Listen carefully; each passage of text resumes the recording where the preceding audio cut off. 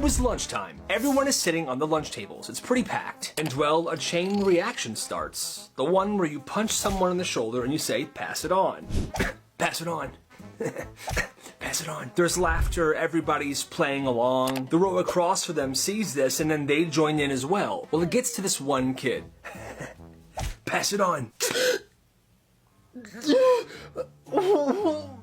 He bursts into tears. He's ugly crying. He's wailing so loud the whole cafeteria is staring at him. He bolts out of the lunchroom and goes straight to the office. No, you have to do something. He assaulted my son. I promise you we're gonna get to the bottom of this, okay? No, my son was assaulted. We demand expulsion. Cut to the kid being called into the office. Hey. I met with the kid's parents and the school board. I'm giving you a 120-day expulsion. Wait, for real? It was a game. Everybody was playing. Shut your mouth. 120 days. Even some of the kids that were at the table tried to go to the principal's office to explain that, yo, this was actually a harmless game and everybody was playing. That kid is just being a baby. But he didn't listen. And that kid was expelled for 120 days. And here's the worst part. After 120 days, he was allowed to come back. But if he messed up one time by even getting a detention, they would put him on a permanent expulsion. That's kind of messed up. This woman's daughter begged to learn piano, like for weeks. So finally her mom says, okay, but I'm not buying you a real piano, it's a keyboard. Doesn't matter, it's fine, her daughter's still super hyped. So they go to Target and her mom buys her this keyboard. But there's a catch. Okay, so you want piano lessons, right? Well, here is what we're gonna do. 6 months minimum, no quitting early, and you practice 20 minutes a day. And the kid agrees. At first, it's fine. She's learning songs. She's really enjoying this. Then week 8 hits. She starts not practicing. She starts skipping.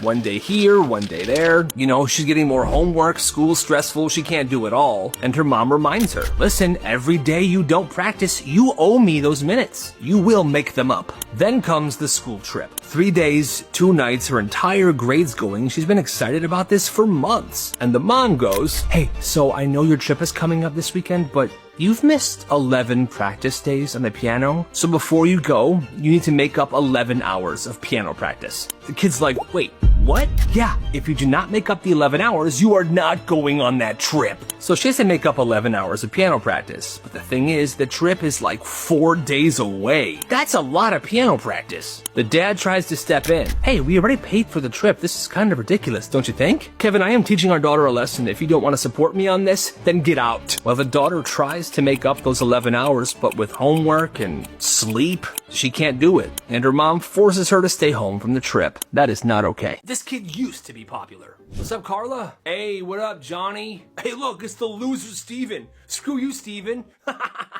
He used to be untouchable. He would bully a bunch of people, his friends would laugh, the girls in the school loved him, and so did the teachers. But one Monday, he came back to school with a haircut. And it was bad. No, it wasn't just bad.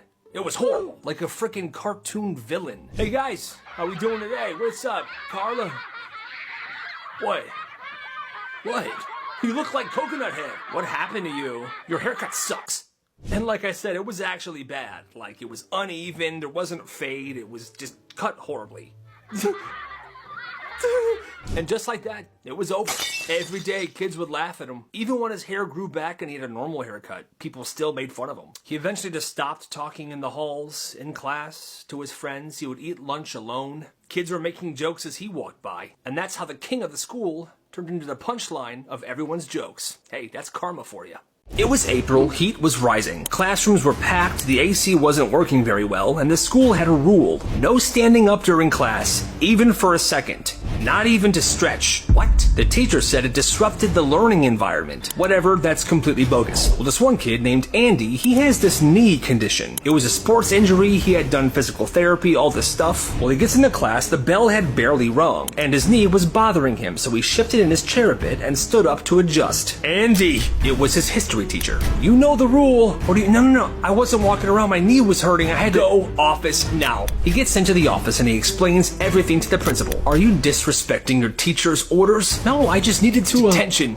Today. Well, you see, this kid's mom was a nurse, and when she finds out about this, she was pissed. Well, she shows up the next day with his medical records and slaps them on the principal's desk. Hey, Unless you're planning on becoming a doctor, you're gonna let my kid stand up when his knee hurts, okay?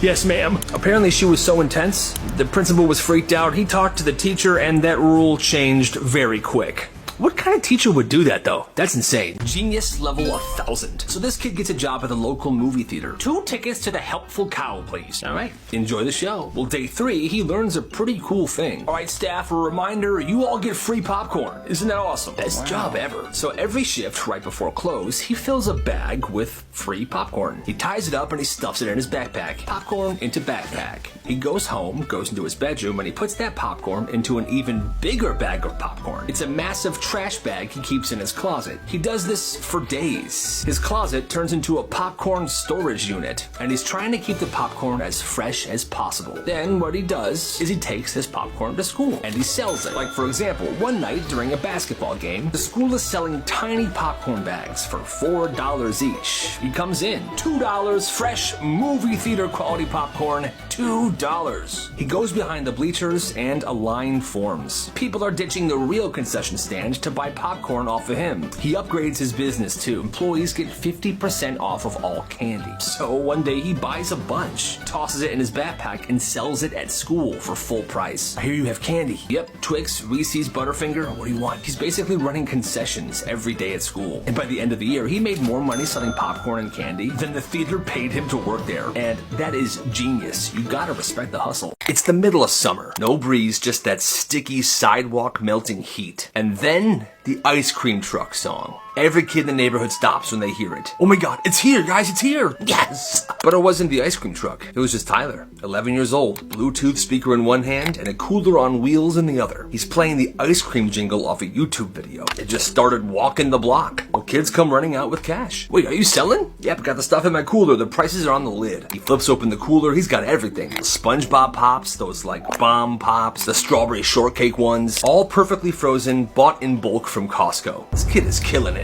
And the thing is, he would undercut the prices of the actual ice cream truck by $1, so his stuff was cheaper. By week 2, people were texting him to have them come by their house or their birthday party. It was a full-blown business. The real ice cream truck, out of respect, stopped showing up to this neighborhood altogether. This kid turned a Bluetooth speaker and a cooler full of ice cream into a full-blown empire, and that summer he made over $500. You gotta respect the hustle. The wrong grandkid. Every few months, she would get an envelope in the mail. Oh, sweet. It was Grandma's handwriting. Inside of it, a crisp $20 bill. And a note that said, "For gas. I don't even drive, Mom." Grandma's old, sweetie, let's not question it. Money's money. Years go by and the letters keep coming. Always the same message. For gas. Then one summer, the entire family's over for a barbecue.